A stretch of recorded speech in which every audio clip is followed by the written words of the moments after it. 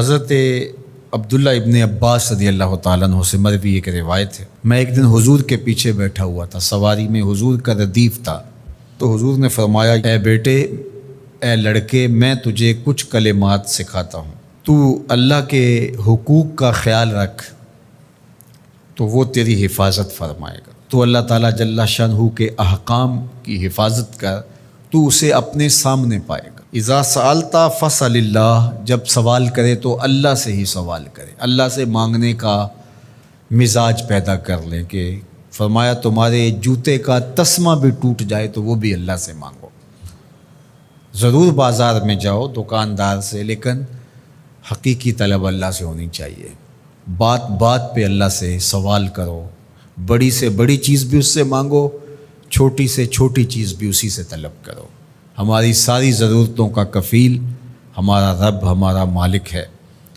تو دوسری نصیحت یہ کی کہ جب تو استعانت طلب کرے، مدد طلب کرے تو اللہ سے ہی استعانت طلب کرے۔ وعلم، اور جان کہ اگر ساری امت، سارے لوگ، پوری قوم جمع ہو کے تمہیں فائدہ پہنچانے کی کوشش میں لگ جائیں تو تمہیں وہی فائدہ پہنچا سکتے ہیں جو تیرے لیے تیرے رب نے لکھا ہے۔ اور فرمایا وَإِنِ اجْتَمَعُوا عَلَىٰ أَن يَضُرُّوكَ بِشَيْءٍ، اور اگر تمہیں نقصان پہنچانے کے درپے ہو جائیں، لَمْ يَضُرُّوكَ إِلَّا بِشَيْءٍ قَدْ كَتَبَهُ اللَّهُ عَلَيْكَ، تو تجھے صرف وہی نقصان پہنچا سکتے ہیں جو اللہ نے تیرے لیے لکھا ہے۔ سارا زمانہ بھی مخالف ہو جائے، تیرا کچھ نہیں بگاڑ سکتا۔ ہاں، تیرے مقدر میں اگر کوئی چیز، کوئی بگاڑ لکھا ہے تو وہ ہوگا، اس کا ذریعہ وہ بن جائیں گے۔ تو اس لیے پھر اسی سے مانگو، اسی سے طلب کرو۔ رفعت الاقلام وجفت الصحف، جو لکھنا تھا اللہ نے لکھ دیا، لکھنے کے بعد قلم اٹھا لیا گیا اور جن صحیفوں پہ لکھا تھا وہ خشک ہو گئے۔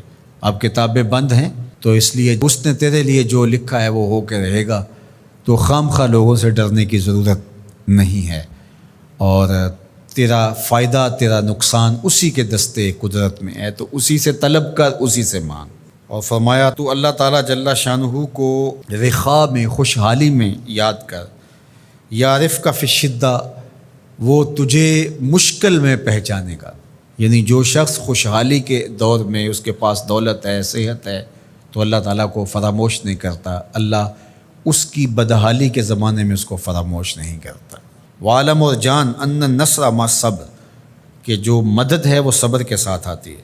وان الفرج مع الکرب، اور کشادگی جو ہے وہ مشکل کے ساتھ آتی ہے۔ وان مع العسر یسرا، اور سہولت جو ہے وہ مشقت برداشت کرنے کے بعد آتی ہے، تنگی کے بعد فراخی آتی ہے۔ پہلو مشکل پھر تمنا، پہلو کنڈا پھر پھول، شاید مگروں پہلو مکھیاں ڈس دیاں ڈنگ والیاں۔ تو یہ سب ہوتا ہے، مشکلات، تکلیفیں، آلام، مصائب، ان سب سے گزر کر کے آسانیاں آتی ہیں۔ خود حضور کی زندگی دیکھ لیجئے، مدنی زندگی مکی زندگی کے گزرنے کے بعد، طائف کے مراحل کو طے کرنے کے بعد آتی۔ تو ہم ڈائریکٹ اگر چاہیں مکی زندگی کو اختیار کیے بغیر اور طائف کی مشکلات اور سنگلاخ راستوں سے گزرے بغیر مدنی برکتیں حاصل کرنا، تو وہ نہیں پا سکتے۔ تو یہ اللہ تعالیٰ نے ایک نظام رکھا ہوا ہے۔